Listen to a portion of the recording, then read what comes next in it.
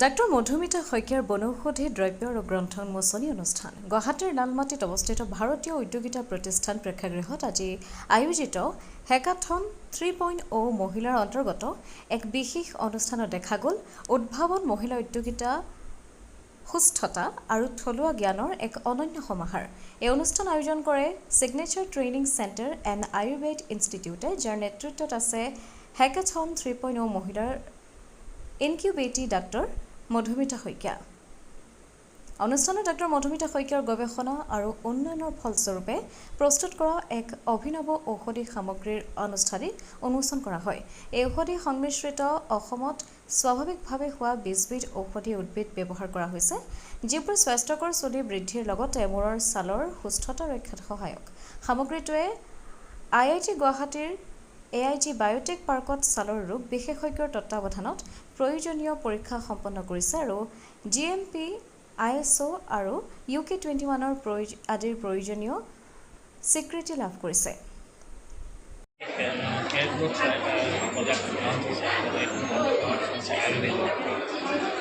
Doctor Madhumita Saikia অসমত সৌন্দৰ্য চৰ্চাৰ এটা বিকল্প নাম আচলতে।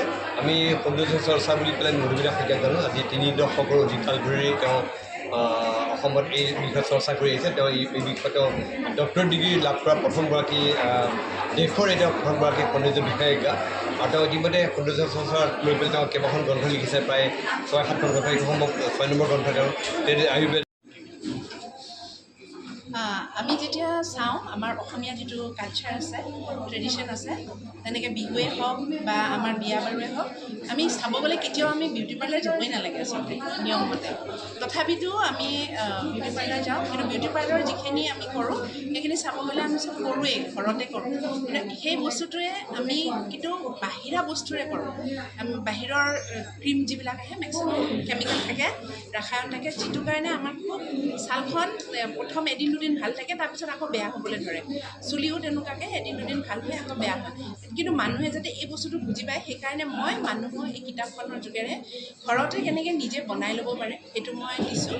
প্লাছ লগতে যদি তেওঁলোকে ইচ্ছা কৰে কোনোবাই যে আমি ভালকৈ আমি বনাই আমিও ব্যৱসায় কৰিব পাৰোঁ, আমিও আমাৰ পাৰ্লাৰত ব্যৱসায় কৰিব পাৰোঁ, তেতিয়াহ'লে তেওঁলোকে মোৰ পৰা গাইডেঞ্চ ল'ব পাৰে, আহি পেলাই মোৰ পৰা কৰিলে গোটেইখিনি পাব।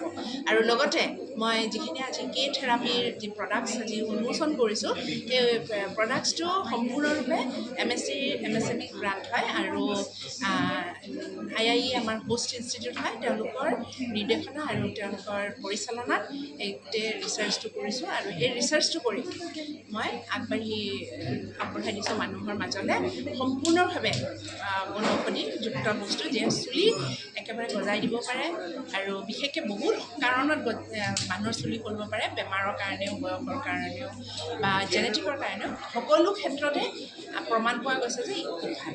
আজি কোন কোন উপস্থিত আছিলে আপুনি?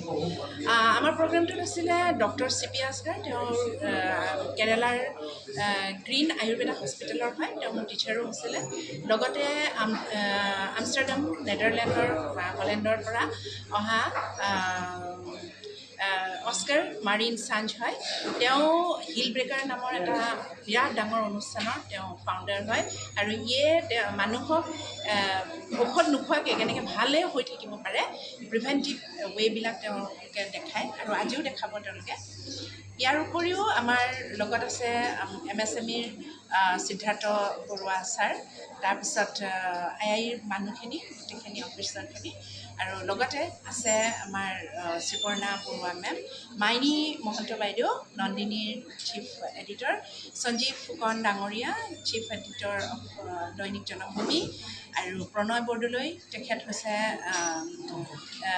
এডিটৰ ইন চিফ প্ৰথম খবৰ, আৰু চন্দ্ৰকমল ভূঞা, যে সকলোৱে জানে জাইকাৰ তেওঁ সময়ত মুৰব্বী আছিলে, বৰ্তমান তেওঁ এই বৰ্ডৰ মেম্বাৰ হয়।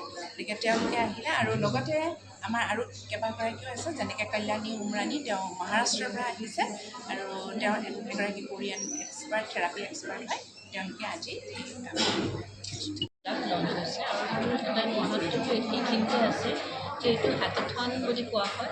হেকাথন 3.0 এগৰাকী উদ্যোগী যোনে কম্পিটিশ্যনৰ যোগেদি আহি পেলাই তেওঁ এটা গভৰ্ণমেণ্টৰ পৰা ছাপৰ্ট পাইছে এই যিটো প্ৰডাক্ট উলিয়াইছে তেখেতে অকল নিজৰটো আছেই যিখিনি কৰা আৰু ভাল প্ৰডাক্ট উলিয়াব খুজিলে বা উদ্যোগিক আমি সকলো ফালৰ পৰা সহায় আহিছে এতিয়া গভৰ্ণমেণ্টৰ ফালৰ পৰা বহুত সহায় আহে আৰু সেই সহায়টো ল'ব পৰাটো সহায় ল'ব পাৰিছে তেখেত এগৰাকী উদ্যোগী যোনে ল'ব পাৰিছে তেখেতৰ লগত আজি বহুত বছৰৰ সময় জড়িত হৈ আছে আৰু আজি যিখিনি এটা প্ৰথম পদক্ষেপটো ল'লে মই ভাবোঁ যে এইটোক দেখি আৰু বহুত বেলেগ এণ্টাৰপ্ৰিনাৰ্ছো আহিত হ'ব শুভেচ্ছা জনাইছোঁ।